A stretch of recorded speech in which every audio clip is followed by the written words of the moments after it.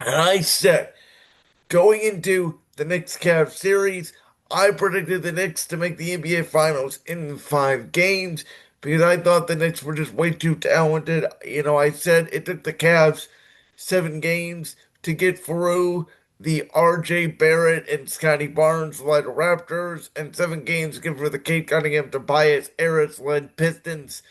The Knicks are 10 times more talented than both of those teams. Despite that, though, obviously coming off 2 Game 7 wars, the Knicks were coming off 9 games rest against the Sixers. The Cavs had a shot in Game 1. They were up 22 points with 7 minutes to go, and from that point on, for all intents and purposes, the series was over. And let's be honest here. Thunder, Spurs, Game 5 tonight. I've said all along this does feel like the NBA Finals, which does feel a little bit disrespectful to the Knicks because of how healthy the Knicks are. The Thunder are without, Mitchell. They're without the better, if you will, of the two Jalen Williams, De'Aaron Fox, and um, Dylan Harper for the Spurs are both on one leg essentially. These two teams are going for a war. The Knicks will have 9 days off again from Game 4 of the ECF to Game 1 of the NBA Finals. And if, OG Anunoby and Landry Shamet, and some of those role players, Josh Hart, played the way they did in this Cleveland series, which was out of their mind, and obviously Mikal Bridges shooting close to 70% from the field, then absolutely the Knicks do have a shot. And the one thing I think this NBA Finals run did prove for the Knicks is obviously the switch from Tom Thibodeau to Mike Brown worked, which, by the way, I absolutely defended it. I said Tom Thibodeau is a grinder. He's not an offensive guy. He doesn't use his bench. He reminded me a lot of JB Bickerstaff, and I said at the time, he's a coach that will get you to where you need to go, but he's not a coach that will get you to the next step. And for the record, being a two-time head coach in Cleveland, I always did have respect for Mike Brown. I always thought he was an underrated coach. I mean, he's the only coach in the history of the Sacramento Kings in my lifetime to make them look like a decent basketball team. So, the Jalen Brunson. This is a guy who was Luka Doncic's running mate just 4 seasons ago. He hits free agency. He goes to the Knicks, and everybody thinks the Knicks are crazy, and yet he turns out to be their franchise leader point guard, and he's just a clutch player, right? Whenever you need a play, Jalen Brunson is there. And I said, when everybody said, "Oh, the Knicks are the free seed, they're not legitimate," I thought it was all horse manure personally because I said the Knicks are one of the deepest teams in the NBA, and I said they're not taking the regular season that seriously because it's all about a postseason run. And yes, the Hawks gave them 6 games. Yes, they were down 2-1 to Atlanta, but both those games they lost by a point and just could not finish the game. The Knicks are on the most dominant run the NBA has seen since the 2016-2017 Golden State Warriors. And the Knicks have the best point differential. And they're now 10-game win streak in the postseason.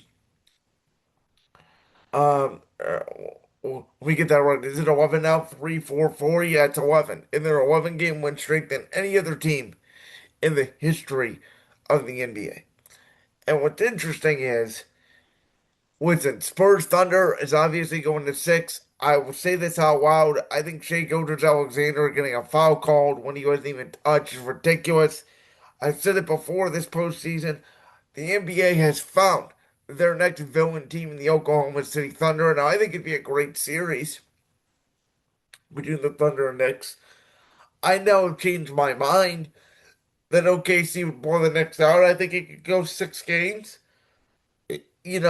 But I am rooting for the Knicks if that's the case. If it's Knicks Spurs, I am rooting for the Spurs. I think Victor Wembanyama is the best and undisputed best player in the world, and I want to see in year 3, and in year 1 for Dylan Harper, and in year 2 for Stephon Castle. If they can win the championship, it'd be one of those remarkable stories in sports. And to go through, yes, a Portland team, but a Minnesota team with Anthony Edwards, an OKC team who's the closest thing we've had to a dynasty since the NBA tried to get rid of dynasties after the Golden State Warriors dynasty. And then the Knicks team, who, again, even with Boston and Detroit, I always thought as a free seed was the best team in the East, and I will give them full credit for that. And the most interesting thing here is that the Cleveland Cavaliers are the most interesting NBA team this offseason in a long time because they're the only NBA team that has paid over the luxury tax that has gone into the second apron that hasn't won a championship. Donovan Mitchell is eligible for a max extension. And listen, Donovan Mitchell played great last night, showed urgency, but Donovan Mitchell now, I believe, just completed his ninth year, and he has still not won a conference finals game. And I have made the argument, even dating back a couple years ago, that Donovan Mitchell cannot be a number one on a championship team. That for the Cavs to take that next level, Evan Mobley would have to take that next level, and Evan Mobley clearly has not done that. And if you, at the trade deadline, trade Darius Garland for James Harden and then don't get anything for James Harden, it would suck. But James Harden only does what James Harden does, and he choked this postseason. And on top of that, if you were to trade Evan Mobley for Giannis Antetokounmpo, and in the span of 4 or 5 months, you trade Darius Garland and Evan Mobley for James Harden and Giannis Antetokounmpo, you get real old real fast. And by the way, Giannis, has been not the healthiest player in the world. I mean, look at the past couple postseason runs they had in Milwaukee. He's been hurt. I was joking with a couple of friends last night that Donovan Mitchell should pull something out of the Draymond Green playbook and call LeBron James in the parking lot. Because I don't know if LeBron's going to stay in LA or go to Cleveland. I am adamant I don't think he's going to announce a retirement tour like a Kobe Bryant tour. Well, one, I don't know if he'd want to do that in LA because I don't know if he'd want to compare it to Kobe and steal the spotlight. I think that's something nobody has talked about. And B, if he does it, I don't think he wants to sort of be in that spotlight. Even though a lot of people think LeBron loves the spotlight, I don't think LeBron necessarily wants all the media attention on him all season long. The only way I could see it is unless they get a camera crew like the Michael Jordan did and they call it The Last Dance. And, they turned it into a documentary because remember, that camera crew followed that Bulls team around the entire 98 season. And then they had interviews and they went back and they talked about things the rest of his career, which his career was only 12 years. LeBron's going to be on year, what, 23 next year? Almost double the amount of time.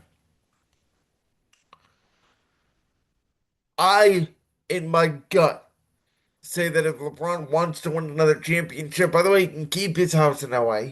He still has his house in Akron. There's nothing wrong with going back to his house in LA. After this season concludes, let Bronny play his career out with the Lakers. I think he still has a lot of respect for JJ Redick. But in the end, LeBron, if you want to win one more championship, you will be viewed. Donovan Mitchell would be viewed maybe as the best player. I think that'd be debatable with him and LeBron. But it'd be undisputable LeBron would be the savior of this Cleveland Cavalier team once again, who, again, for the last 40 years, if LeBron is not on the Cavs are just the softest team ever. Now, I will say Jared Allen, I think, played his way and earned his way into Cavalier lore this postseason. He had a great postseason. I can make an argument Jared Allen along with Max Strus and Sam Merrill, who's a free agent, by the way. They're not going to bring him back. They don't win that game 7 in Detroit without Sam Merrill.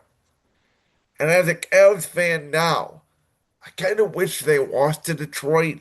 Yes, it would have been embarrassing to lose to J.B. Bickerstaff, your former head coach of the Detroit Pistons, but it would have made these decisions a lot easier on what do we do, who do we move off of, and Kenny Atkinson with his analytical comments is just wrong.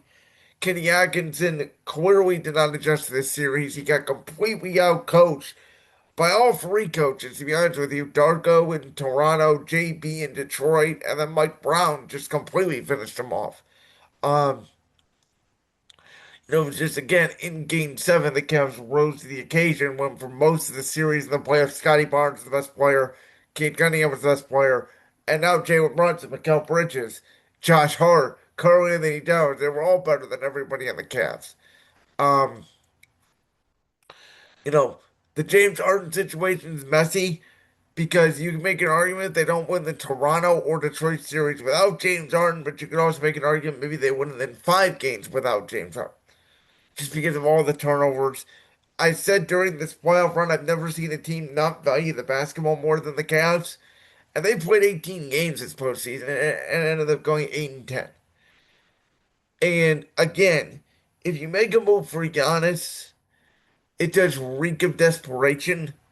Uh, it's not off the board. Do you trade Donovan Mitchell to a team like Dallas, get Kyrie Irving back, sign LeBron, and do a 2016 reunion? That's not off the board. Because if Donovan Mitchell does not sign that extension, which I don't know how comfortable I am paying, you have to trade him. So the Cleveland Cavaliers are in for one of the most interesting off seasons we've seen out of one NBA team in a long time. Right now, I don't have the answers, but I do want to say congratulations to the Knicks, a team that's been in the doldrums. You guys know I'm not a fan of New York necessarily. I haven't been a fan of New York. I've always said that Madison Square Garden and, this aura only has an aura to it if the Knicks are good. Check the tape. I have bashed the Knicks. I have bashed New York. I have bashed MSG in years past. But they have rebuilt this thing from the ground up. They did it right. They did it with patience. They don't play dirty. They have good players. And unlike a tough, physical New York bad boy team, this team is really fun to watch. And I think Knicks Spurs would ultimately go down as an all-time classic. That's the finals I'm rooting for. Again, I'm open for it, right? I'm openly telling you, I am rooting for the Spurs. Go Spurs, go tonight. Obviously, this series is going to at least Thursday, so we'll talk about Game 5 on Thursday. I think it's going to be a war tonight. And again, I think that's the Knicks' best shot here for the NBA Finals, is that they have 9 days off, and I think Spurs-Thunder is likely going 7, and they would only have 3 days off, with Game 7 being on Monday night. Like that clip from the Brands World podcast? If so, make sure you go down there and hit that subscribe button. While you're down there hitting the subscribe button, make sure to also hit the notification bell so you never miss another upload. And make sure you check out all the other clips from the Brands World podcast right here on YouTube.